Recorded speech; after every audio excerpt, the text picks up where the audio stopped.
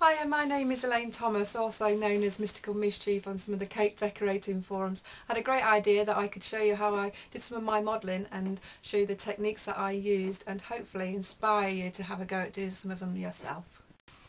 Okay, I'm going to make this little white rabbit. It's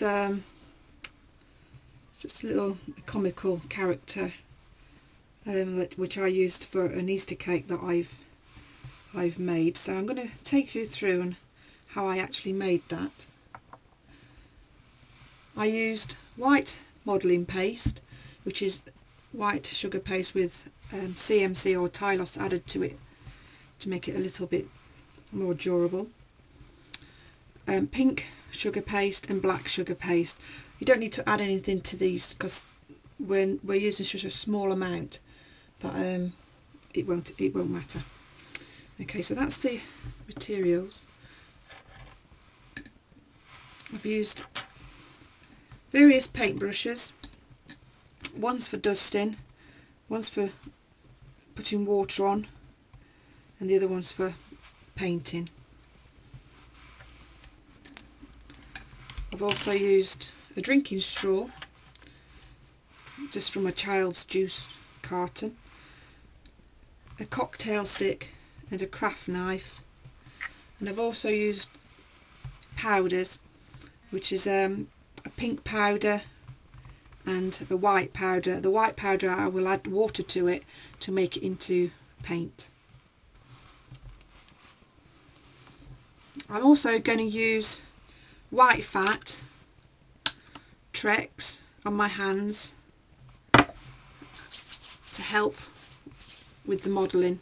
It makes it easier to for the sugar paste to move and not stick. I'm also going to use a little bit of water, and I'm not going to use any glue. Okay, I'm going to take some of the white modelling paste, roll the ball in my hands, and then using a finger I'm going to roll it to and fro in the palm of my hand, and it's going to make a slight pear shape on one side. Okay. The larger part is going to be the rabbit's legs and bum, and the top part will be his back and his chest. Okay, now what I'm going to do is do his feet. So I'm just going to take again the white sugar paste,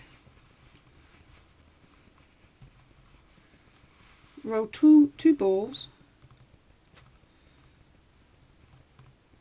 and then just roll them in my finger into a cone shape. If we try and get them about the same size.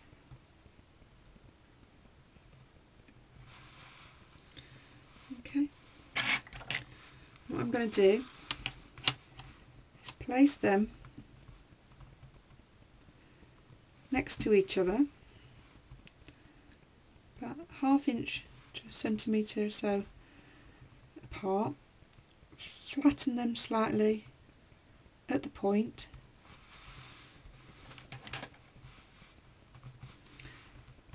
Put a tiny bit of water there, don't need a lot, don't want to drown it, and place the body on the top.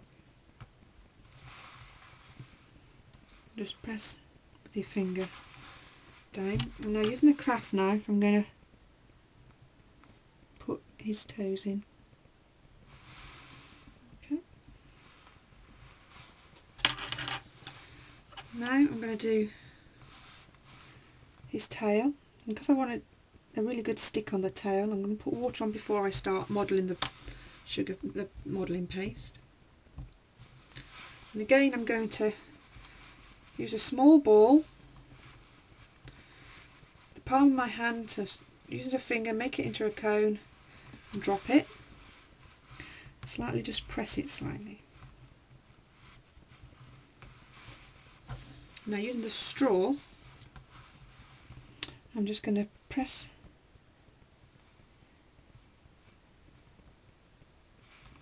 the pointed edge all into the cone to give it a fluffy textured look, to make it look like it's hairs. push into the sides as well. Okay, I'm going to pick that up, pop it on, give it a little press. If you press it on with a straw, you'll not lose your textured feeling, and then just turn it over at the top there. Okay, now I'm going to do the front paws, which are again 2 small balls rolled with your fingers into a cone. Don't need to be quite as large as the ones that you've just done for your feet. Try and get them roughly the same size, or slightly smaller. So I'm just going to pinch a little bit more off and do it again. Flatten them slightly.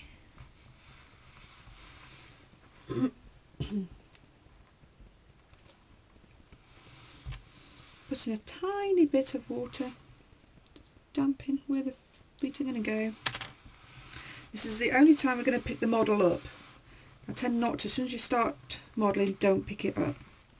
This is the only time, because you can't get underneath there. So you pick the model up, put the little feet there, and just squash and rub my finger up like that, and then I'm going to put it down straight away. Using the craft knife again, I'm going to put the little paws, little toes on. Okay,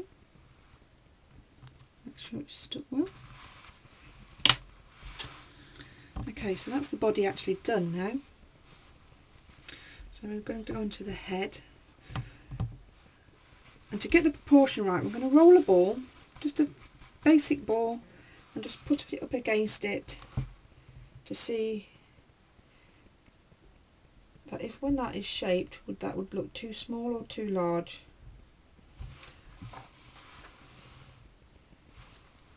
I don't think that's a bad size. I'm going to put a little bit more with it. Okay, so I'm rolling it into a ball again, and this time I'm going to again roll it into a cone, but not an extremely pointed cone this time. I'm going to put it down there for you to see. I'm going to put some water onto the top here, so that starts to go tacky while we're working on the head. Okay, now using the pointed part of the drinking straw again, I'm going to make the eyes for the rabbit. So pushing it in, that will make the eyes. Okay, and because the rabbit has got a smile and it's sort of in 2 halves, I'm going to use the drinking straw again, push it in once, and then next to it again, push it in twice. Slightly squashed it slightly as I've picked it up, so I'll just pop it back into shape.